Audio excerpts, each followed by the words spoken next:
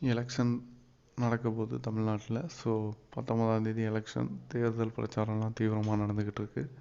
So இன்னும் 2-3 நாள் தான் பிரச்சாரம் இருக்குது. ஸோ எல்லாமே நேஷ்னல் லீடர்ஸும் சரி, ஸ்டேட் லீடர்ஸும் சரி, எல்லா பக்கமும் பிரச்சாரம் பண்ணிக்கிட்டு இருக்காங்க தீவிரமாக. அந்த வகையில் ராகுல் காந்தி இன்றைக்கி தமிழ்நாட்டுக்கு 2வது முறையாக வந்திருக்காரு. நீலகிரி மாவட்டத்துக்கு போயிருக்காரு. காலேஜில் பீப்புள்ஸாக மீட் பண்ணியிருக்காரு. ஸோ அவங்கள்ட்ட பேசியிருக்காரு. அங்கேயே இன்னொரு இடத்துக்கும் போய் பேசியிருக்காரு. பட்டு இந்த ரோட் ஷோ நடத்துகிறேன்னு ரோடாக அலைகிறாங்க ஒரு குரூப்பு. ஆனால் ரோட் ஷோவுக்கு ஒருத்தனும் வந்த மாதிரி தெரியல. இவங்களே ஆள் செட்டப் பண்ணி கூப்பிட்டு வராங்க. அந்த ஆள் கூட பத்த மாட்டேங்குது. ஏன்னா எங்கே தமிழ்நாட்டில் என்ன அரசியல் பண்ணணுன்னே தெரியாமல் ரோட் ஷோ பண்ணிக்கிட்டு இருக்காங்க. அதை மக்கள் விரும்புகிறதே கிடையாது. அதில் ஒரு விஷயமும் இல்லை. அதே மாதிரி இன்னொரு முக்கியமான விஷயம் என்னென்னா, நிதியமைச்சர்னு ஒருத்தங்க இருக்காங்க. அவங்க தமிழ்நாட்டுக்காரங்கன்னு சொல்லிக்கிறாங்க. ஆனால் தமிழ்நாட்டுக்கு எந்த நல்லதும் செஞ்சதில்லை.